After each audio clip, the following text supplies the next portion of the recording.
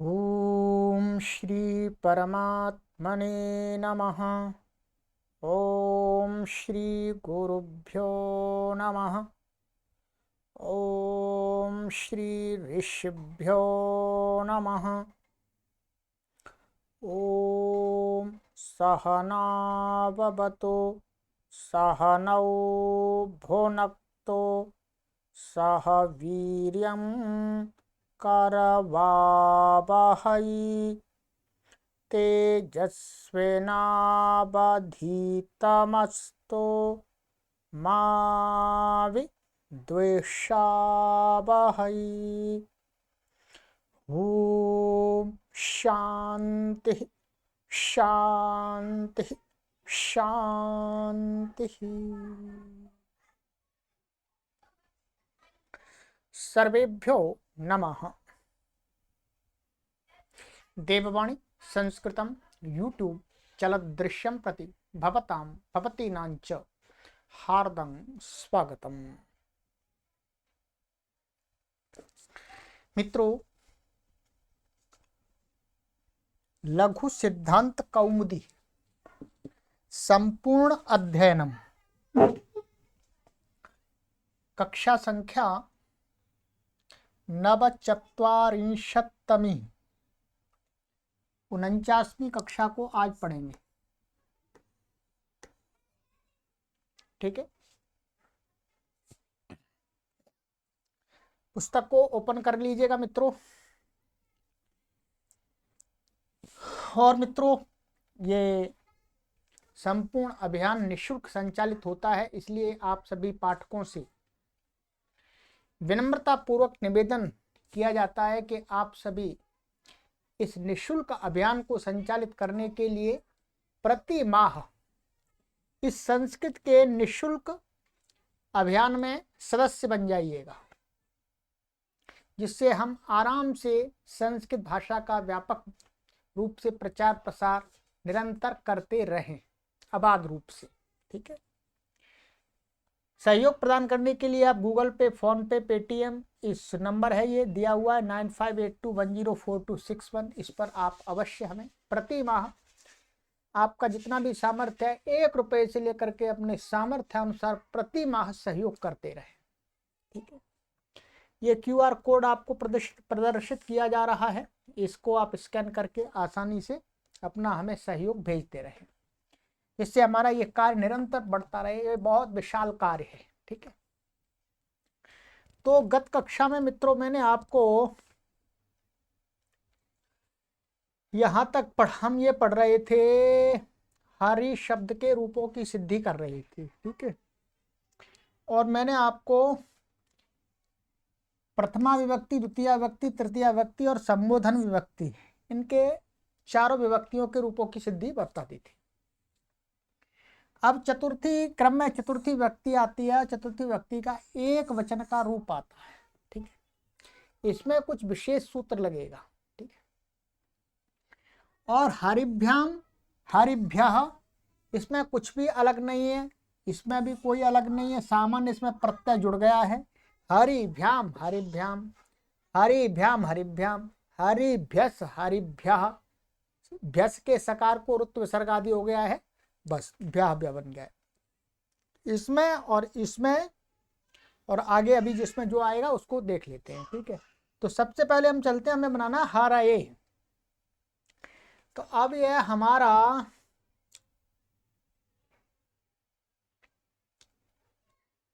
ये हमारा शब्द है हरि।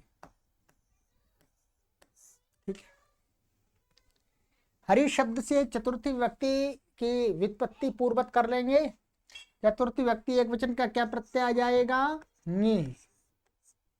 ठीक है, अब यहां पर हरि शब्द की हमें ये देखनी होगी शेषो घैसखी।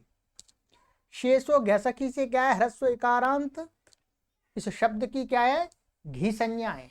हरि शब्द कैसा है? घी संज्ञक है। ये तो कल समझा दिया था, घी संज्ञा है इसकी। अब घी संज्ञा को लेकर के यहां पर कुछ कार्य करना है। ठीक है, इसके लिए आगे आचार्य वरदराज महाराज जी सूत्र उपस्थित करते हैं महर्षि पाणिनि का।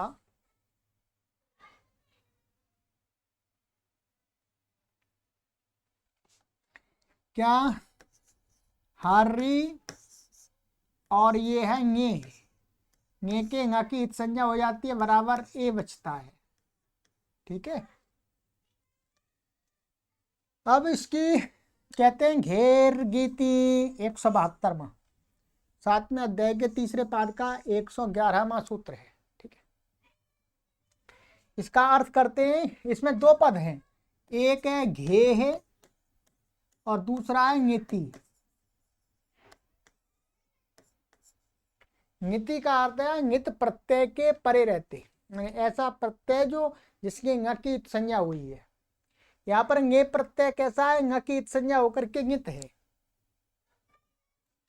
तो इसका अर्थ करते हैं घी संज्ञकस्य ङेति सोपी गुणः स्यात् आदि। कहते हैं घी संज्ञक जो अंग भी आ जाएगा, घी संज्ञक संज्ञस्य घी संज्ञस्य अंगस्य। घी संज्ञक अंग को कोई भी ङित और कैसा वो ङित प्रत्यय होना चाहिए? सुप।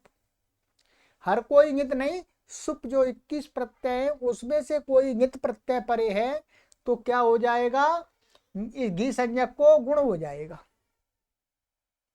गुण हो जाएगा। गुण क्या है? गुण कहां पर होगा? इक के स्थान में। तो इसमें ई को गुण हो जाएगा। अब गुण क्या होता? अदें गुण अ ए ओ। फिर कौन सा हो? स्थानेअंतर तमः। स्थानेअंतर तमः से सदृशतम आद गुण क्या हो जाएगा? इसको ए हो जाएगा।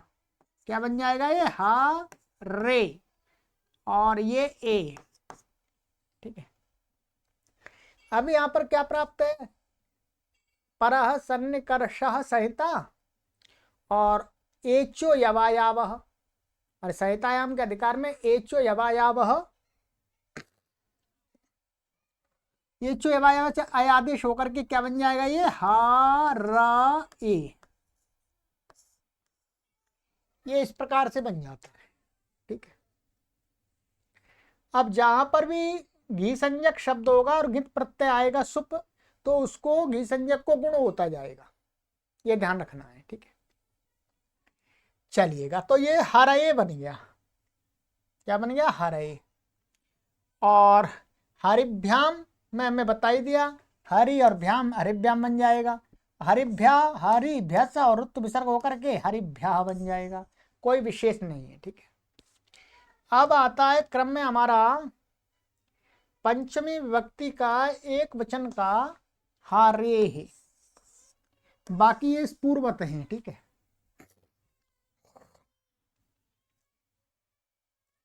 तो अब यहां पर भी क्या है? यहां पर ये होगा, आइएगा,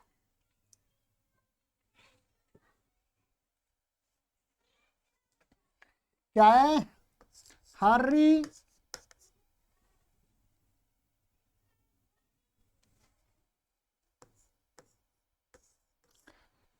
पूर्व स्वादित्पत्ति करके पंचमी विभक्ति एक वचन का प्रत्यय क्या आ जाएगा? नसी।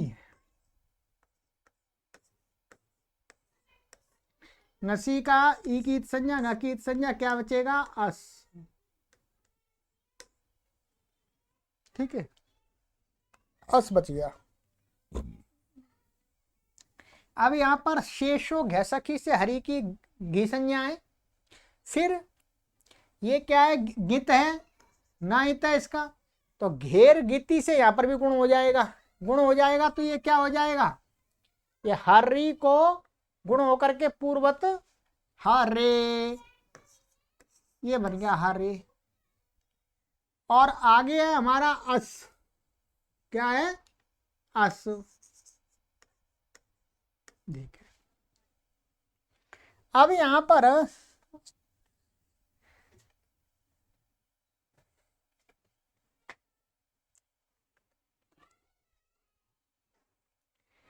पर भी क्या प्राप्त हो रहा है? एचो यवा यावा। ठीक है। एचो यवा यावा प्राप्त हो रहा है। ध्यान देंगे।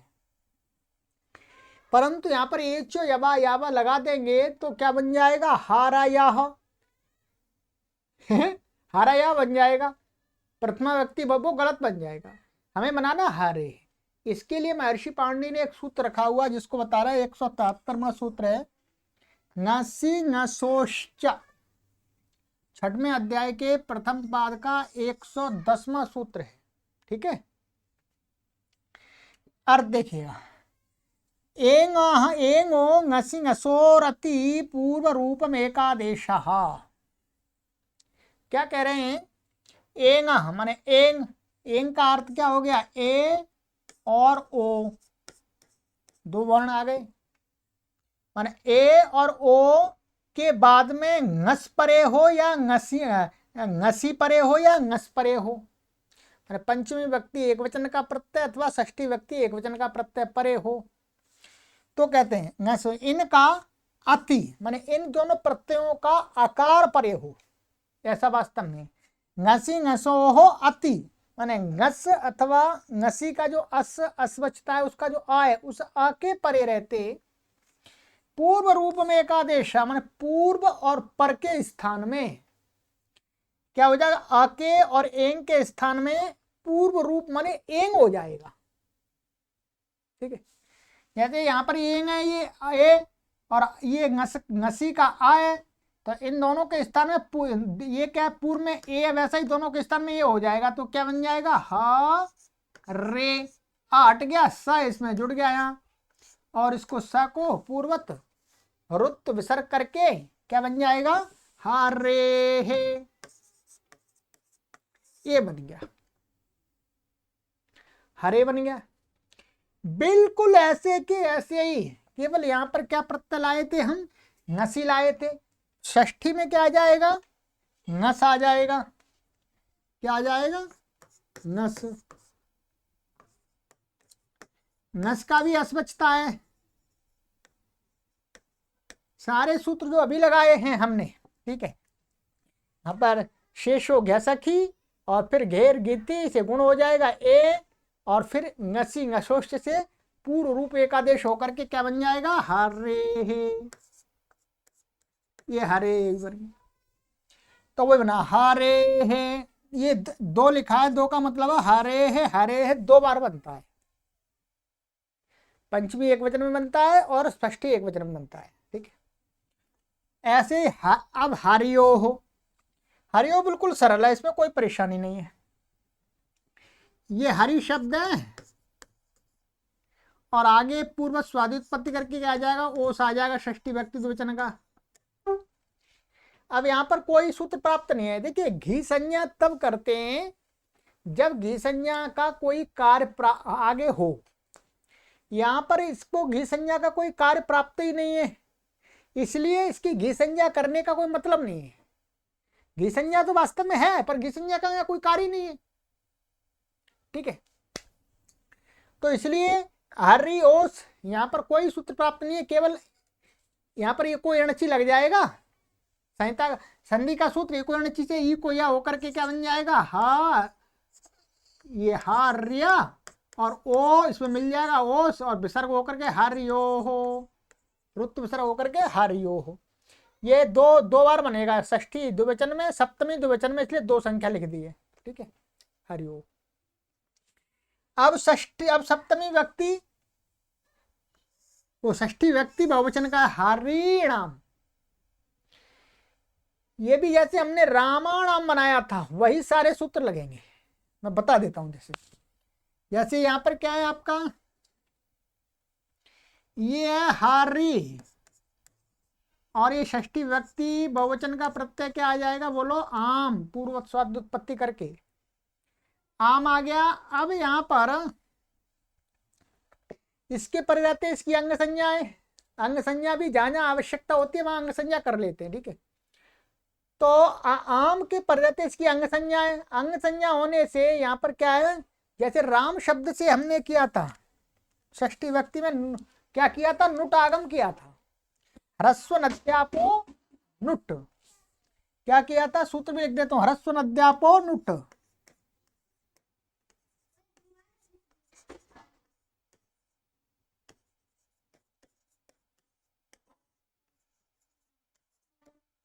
ह्रस्व नद्यापुरुट माने ह्रस्व से उत्तर, ह्रस्व वर्ण ह्रस्व अग्न से उत्तर आम को नुट आगम हो जाता है।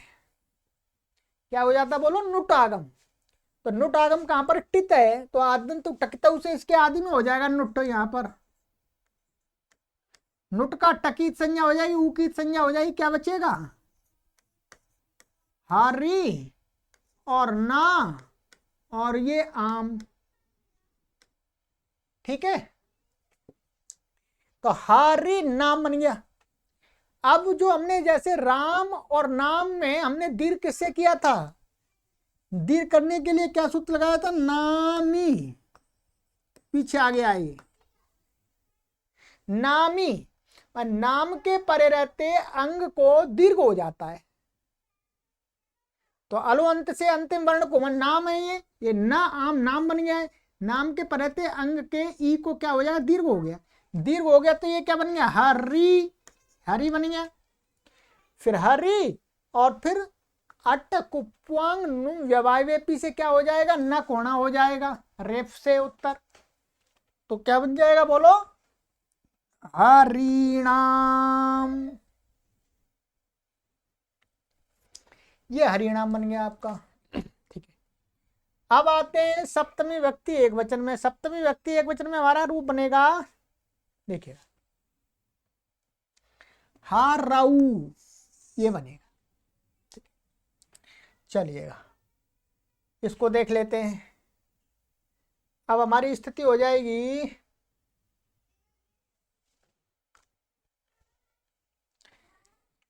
ये है हरी और सप्तमी व्यक्ति एक वचन का प्रत्यय क्या आ जाएगा? स्वादि उत्पत्ति करके नी, पूर्वत नी आ गया। ठीक है, नी का ई बचता है। ये कैसा प्रत्यय? न की संज्ञा हो जाती है वास्तव में, तो ई बचता है, ये नित है। अब यहां पर क्या है? इसकी क्या है? शेषो घैसकी से इसकी घी संज्ञा है, और घी संज्ञा का या कुछ कार्य करना है। तो अब क्या कार्य करना है? यहां पर एक सूत्र है 174वां लघु सिद्धांत कौमुदी, अच्छा घेह। ठीक है, क्या? अच्छा घेह, ये है 7वें अध्याय के तीसरे पाद का 119वां सूत्र है। ठीक है, ये क्या कहता है? ये कहता है ईदुद्भ्याम उत्तरस्य ङेरौत घेरच्छ, ऐसा है। क्या कहता है?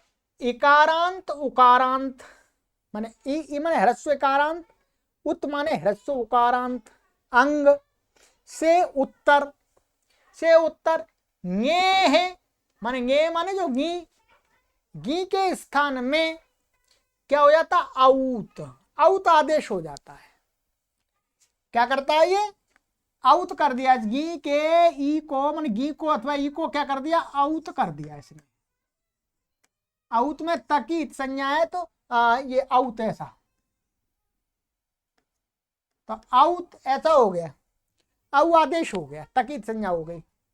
और कहते हैं घे है अच्छा, घे है अतच्चा, ऐसा करेंगे अलग अलग।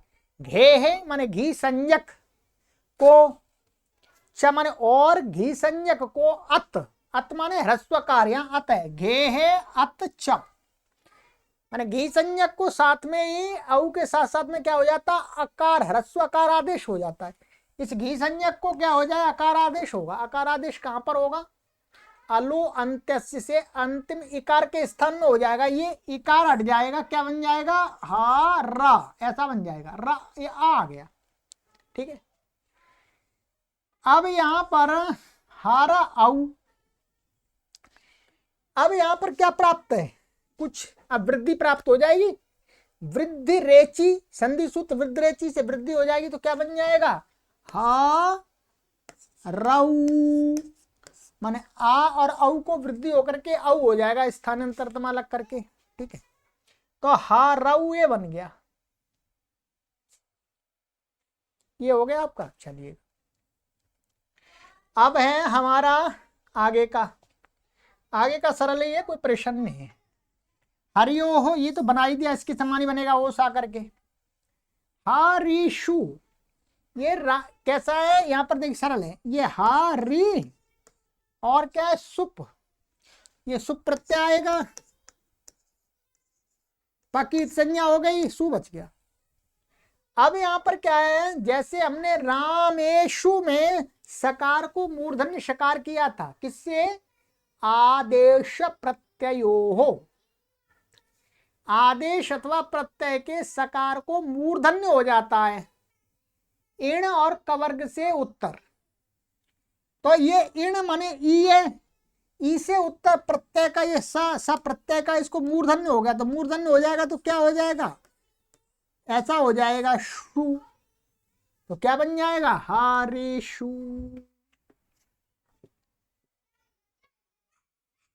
ठीक है जी। अब ये आपके हरि शब्द के पूरे रूप मैंने आपको सिद्धि करके बता दिए, जो जो इसमें सूत्र लगते हैं आप अब आराम से अपने घर पर ही बैठे बैठे बना सकते हैं। कोई पढ़ाने वाला आपको नहीं मिल रहा है तो अब पढ़ाने वाला आपको निःशुल्क प्राप्त हो गया आपके घर पर, ये ध्यान देंगे। हम पूरी श्रद्धा और परिश्रम और लगन के साथ पढ़ाते हैं, इसलिए आप तुलना करेंगे, आप तुलना करेंगे तो हमारे पढ़ाए हुए पाठ में कुछ विशेष पाएंगे, दूसरों की अपेक्षा से कुछ विशेष मिलेगा। ठीक है, तो उस विशेष का आप लाभ उठाइएगा, अच्छे घर पर ही बैठे बैठे वैयाकरण बनिएगा, अपनी सर्वकार की जो भी परीक्षाएं उनको परीक्षाओं को अच्छी प्रकार से दे करके अच्छे अंकों को प्राप्त कीजिएगा, और फिर सर्वकार में सेवा में जाइएगा, वहां पर भी आप अपने विद्यार्थियों को विद्वान बनाइएगा। यही हमारा लक्ष्य है, अपनी श्रृंखला को आगे बढ़ाना। ठीक है, चलिएगा, तो ये आपका हो गया। अब जितने भी ह्रस्व इकारांत, यानी जितने भी ह्रस्व इकारांत शब्द होंगे उन सभी पुल्लिंग, उन सबके रूप प्राय करके ऐसे ही चलेंगे। मैं आपके लिए कुछ उदाहरण के रूप में कुछ शब्द यहां पर प्रदर्शित कर रहा हूं, पीडीएफ बना दी है। अब आपको उनकी सिद्धि स्वयं बनानी है, अभ्यास के लिए नोट बनाइएगा, तब आपका अभ्यास हो जाएगा अपने आप। ये शब्द हैं, ध्यान देंगे। जैसे यहां पर न को अण होना, ये इसका विशेष कार्य है शब्द में, ये हर शब्द में नहीं होगा। जहां पर नकार प्राप्त है, जैसे यहां पर हो गया न, और यहां अटकुप्पांगनुम विवाहेपी, तो हर शब्द में नहीं लगेगा। ये तो जिस शब्द में रा अथवा शा होगा और वो रसाभ्याम नोणा समान पदे अटकुप्पांगनुम विवाहेपी लग रहा होगा तो लग जाएगा, नहीं तो कोई बात नहीं, नहीं तो नहीं रहेगा।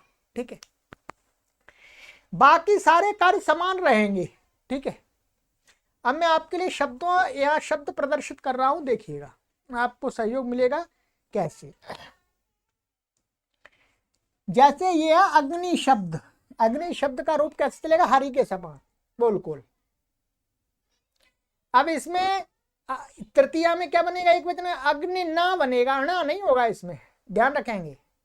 अग्नि नाम बनेगा षष्ठी व्यक्ति बहुवचन में, अग्नि नाम नहीं बनेगा क्योंकि इसमें निमित्त ही नहीं है अणा करने का। बाकी सभी सिद्धियां आपको उसी के समान करनी पड़ेंगी। अग्नि का अर्थ होता आग, ऐसे ही उदधि, उदधि का अर्थ होता है समुद्र, ये भी कारण। ऋषि, ऋषि का अर्थ होता है मुनि। गिरि, गिरि का अर्थ होता है पहाड़। ठीक है, देख लीजिएगा। अब ये गिरि शब्द है, यहां गिरि का जब रूप चलाएंगे तो क्या बन जाएगा, बोलो, यहां पर बन जाएगा गिरिणा, यहां तो न को न हो जाएगा, गिरिणाम यहां तो हो जाएगा। ऐसे ही नृपति, ठीक है, नृपति, तो यहां पर क्या है, राजा, नृपति, तो ये यहां पर देखिए, यहां पर अणा नहीं होगा क्योंकि बीच में ता आ रहा है, इसलिए ता आ रहा है, इसलिए तो नृपति ना होगा, नृपति नाम होगा। ऐसे ही प्रतिनिधि, प्रतिनिधि, मारुति हनुमान, रमापति विष्णु, विधि तरीका, समाधि समाधि, ठीक है, ये पुल्लिंग शब्द हैं सभी संस्कृत में। ठीक है, आइएगा। अतिथि, अतिथि का अर्थ मेहमान, गेस्ट। आही, सांप, कपि, वानर, ध्वनि, आवाज, पशुपति, शिव, पाणिनि, प्रसिद्ध मुनि, जिनको पढ़ रहे हैं हम, मुनि, ऋषि, रवि, सूर्य, संधि, मेल।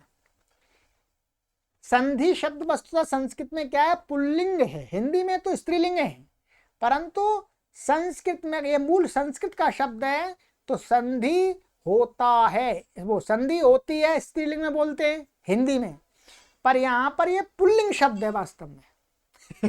ठीक है। सारथी, ड्राइवर, हाँ संधि का अर्थ होता मेल। सारथी, ड्राइवर,